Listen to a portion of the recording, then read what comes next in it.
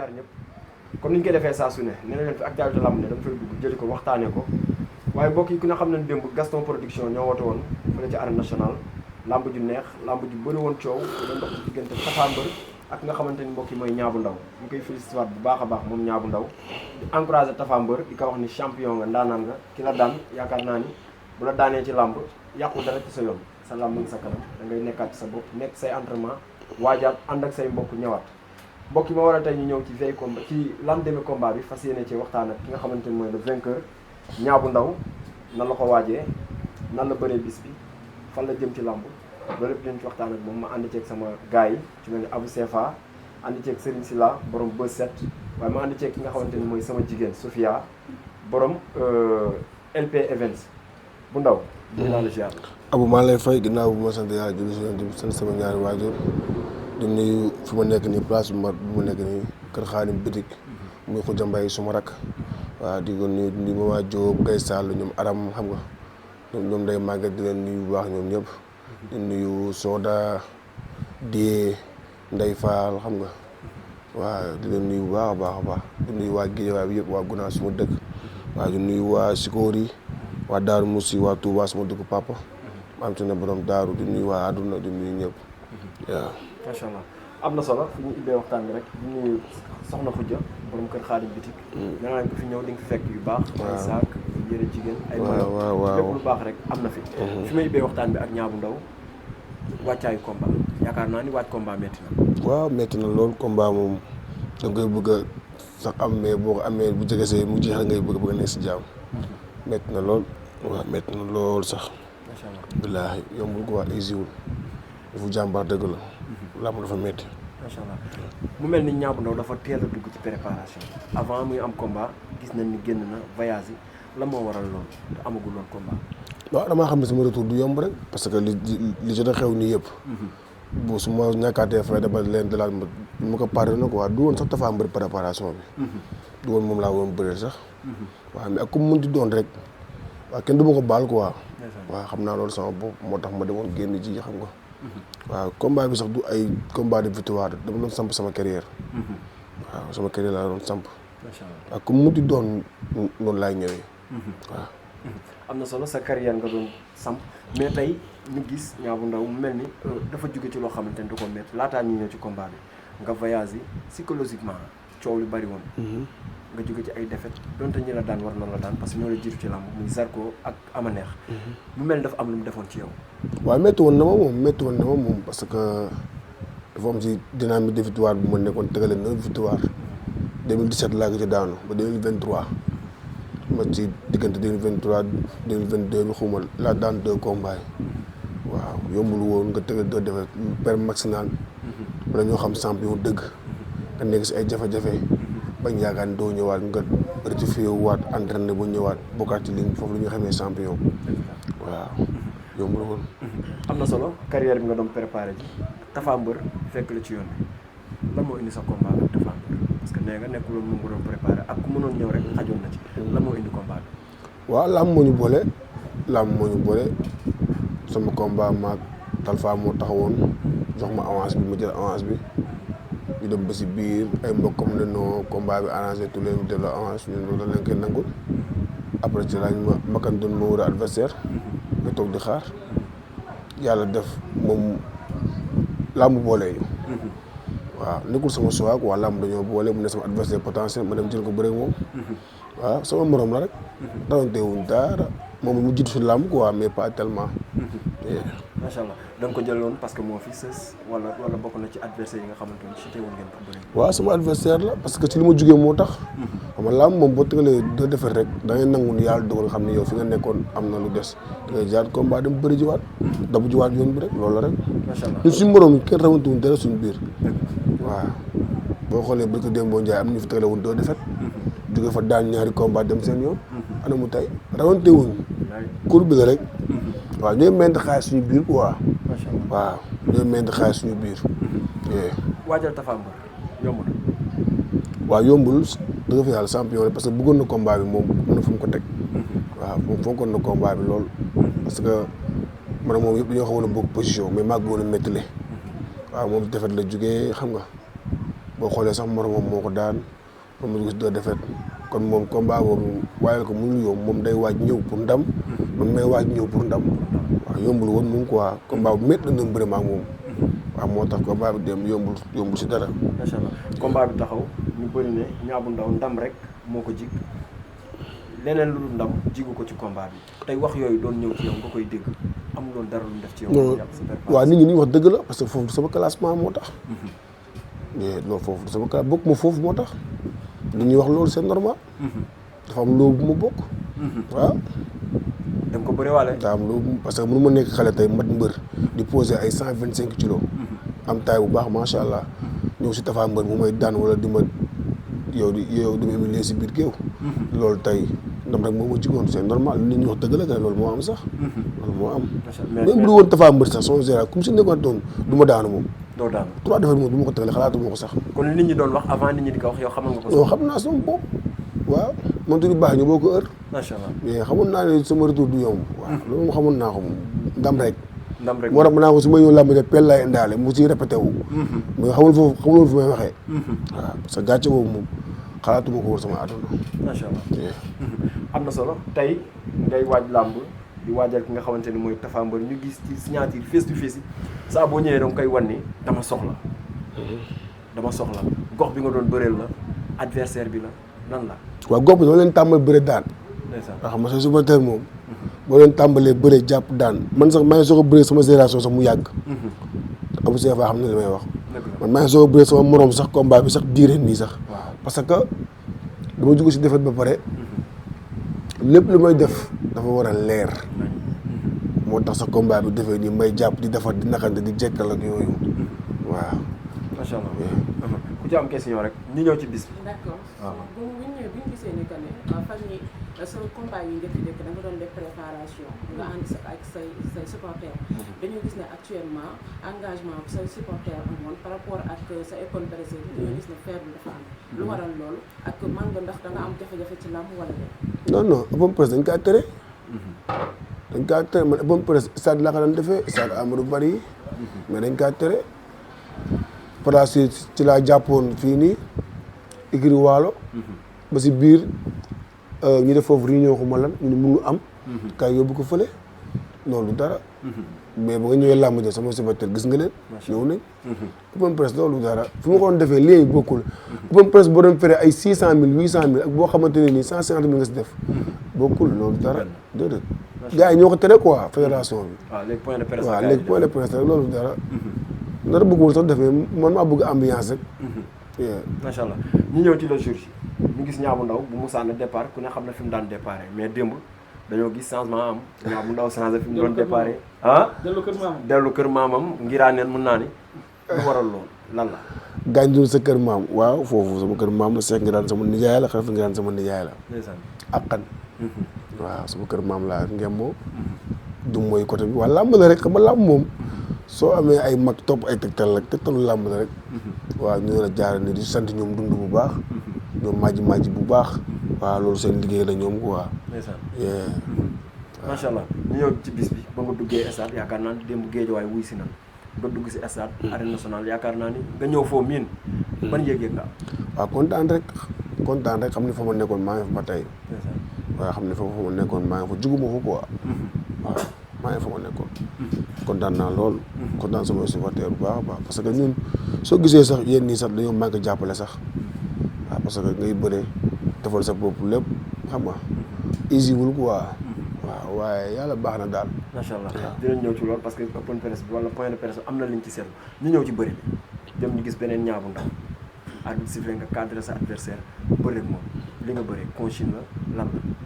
waaw man dañ ma digaloon ñoom doon li ñu ma waxoon mooy arbitre bu sifflé naax cadré dalal sama loxo bu moo ko wàccee dox si kaw mais damaa dem ba foofu si biir géew bi ma xam ne su ma defee noonu lu ma bëgg du ma ko am làmb ji day yàgg léegi ma ne xaaral ma wàccee sama garde bi mais su ma garde bi su ma ko wàccee ubbil ko xeex bi moom li mu bëgg ma jox ko ba ma mën a am man pour man ma mën a am li ma bëgg mais su ma ñëwoon fermé rek moom amul bunt bu mu xeexee fa la ñuy fanaan waaw parce que xam nga président làmb da lay conseillé nga dem ba si biir géew bi xam ni lii moo bis bi tey lii la laaj nga jël sa engagement boobu def ko parce que bis bi man maa woon a engagé wu diriger jàpp daan léegi si laa wàccee sama garde di xaar remise bi téye ko remise bi xam na ni bu dóoree dama ko yëg parce que sama maa gën a gudd ay loxo moom bu dóoree mën naa ko fent ba remise ko gaañ ko waaw léegi ci laa ko di jël xeex bi bàyyi ko muy xeex léegi moom dafa jël xel bi yëpp foog dama koy sonk léegi man damaa changé bëri bi nag tey ndigg laay bëri moom mbagg loolu la ma doon wax ak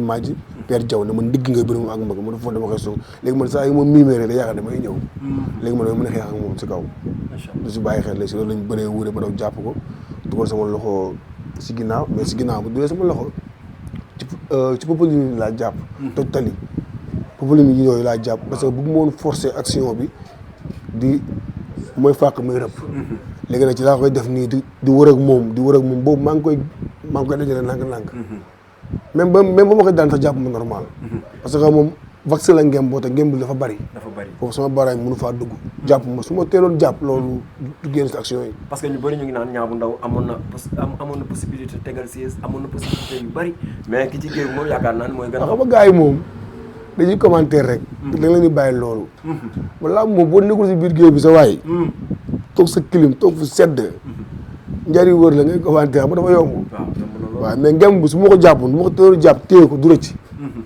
waaw mais jàpp ma du ma jàppul nag di def action di forcer di daaneel sama bopp loolu du ma ko def quoi mais man miy bëree xam naa dal sama xel man ndam bi même bu ñu demoon mi-temps demaat mi-temps waat ñu yokk CNG waat ñu may ñu temps waat mayaat ñu 1000 temps man naa daan rek man nañu yëg sama loxo ma ñibbi loolu lépp garaawul macha allah waaw am na solo jàppante ngeen yéen ñaar lan nga yëg ci Tapha Mbeur mu mel ni am na doole waaw am na doole liggéey na bu baax a baax a baax waaw liggéey na bu baax a baax leen laa koy dolli waat rek li mu yor nii na ko continuer rek bu bàyyi non parce que li muy sport moom boo daanoo yaa yembare yaa tapet amoo fit ragal nga waaye boo daanee moom yaay champion waaw moom mbër du nekkatu mbër bu ndaw ci làmb xam na defet xam na victoire sama nawal laa doon bëreel mu nekk nit bu baax dama koy encouragé bu baax a baax di ko ñaanal yàlla su amaatee combat bu dul waa géej waaye yàlla na ko yàlla may ndam parce que Tapha tam nit ku baax te neexal làmb te làmb da kaa bëgg moom dafa nekk si nit ñi nga xamante ni maam dañoo am ñaanu làmb mën ngaa nekk mbër doo am ñaanu làmb moom dafa am ñaanu làmb mooy làmb da koo bëgg te xale yëpp bëgg a bëre ak moom léegi day profité continuer entraînement yi bañ a bàyyi parce que dem indi na masse muscle boo xamante ni nii tey ku waxal yàlla la xam ne liggéey na mais làmb moom boo daanoo dara du feeñ mais entraîné man maa jàppante ak moom entraîné na am na kàttan waaw macha allah am na solo ñu ñëw ci côté jàppale bi ñu gis Niang bu Ndaw sa point de presse ba gars yi waxee ne wooteel yow sa bopp yaa ne kan laay woo mu mel ni am na loo yëg ci sa xol wala waaw wax dëgg fa yàlla géej waaye bu na maa woote kan laay woo laay wax bilaay ku may woo lu waral loolu kan laay woo tey ñun yàlla tey boo xoolee ay Grand Dakar xoolal booy yi fay nekk tey bu ñuy jógee Grand Dakar tey si gars yi ñu leen di jàppale ëmb leen tey ñu nekk géejawaay fii nekk ay mbër yàlla bind ñu macha allah maanaam talent bu nekk du làmbaloog naan Niang bu Ndaw ku ko ëpp talent daa am ci làmb yàlla bindul loolu tey produit boobu nekk si biir dëkk bi di bëre xam nga yu bëri mu koy jooyoo moo tax ba nga ne maa gërëmal mën na la géej mën na la kan laay gërëm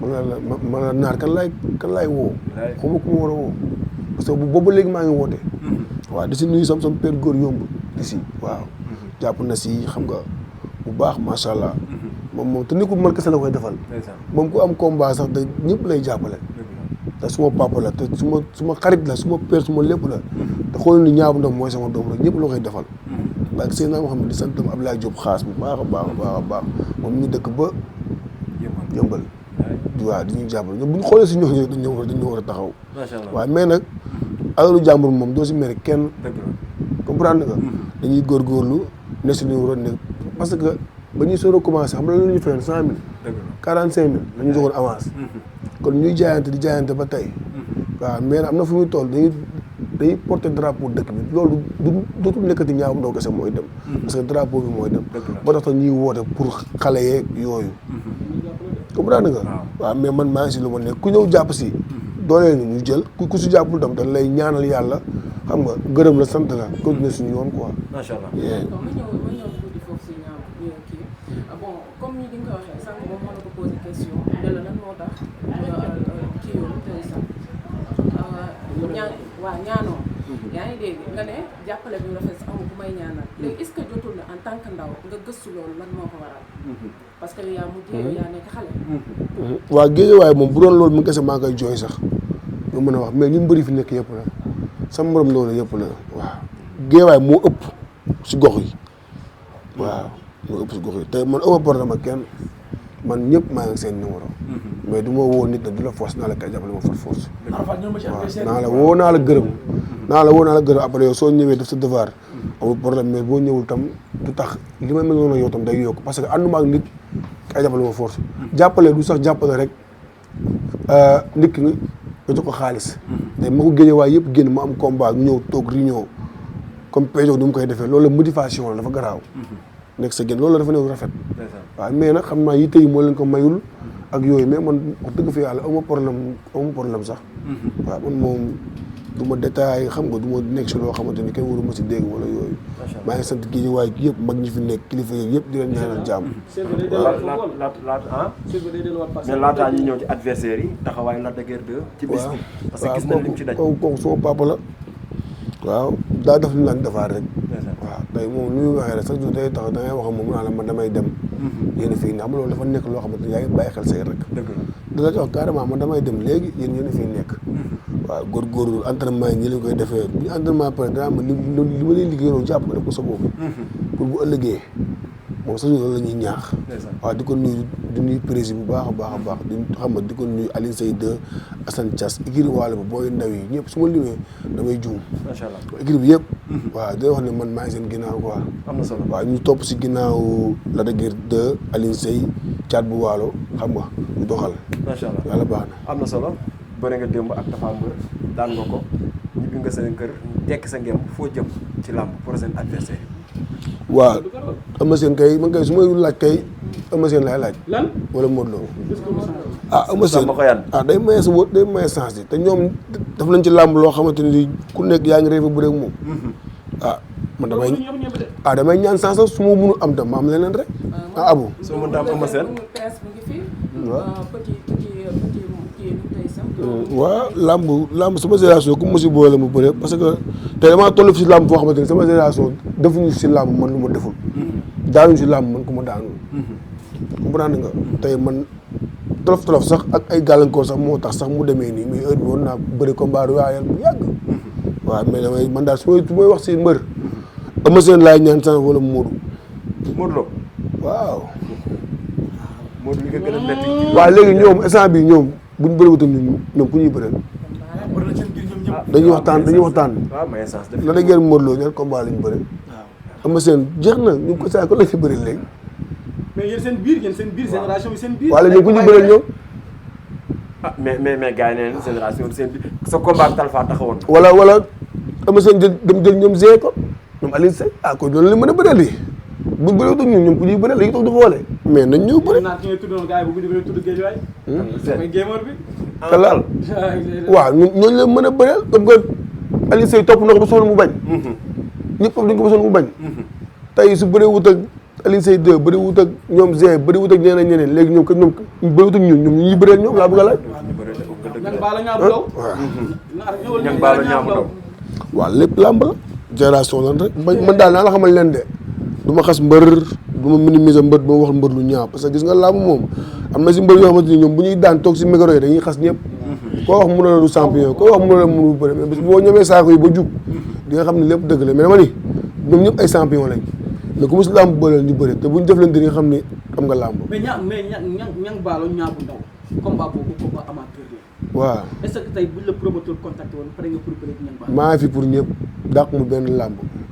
voilà mais ku si am làmb ak man di nga xam am nga xale bu bëgg làmb xale bu sérieux xale bu jox cër entraînement xale bu fonk bés.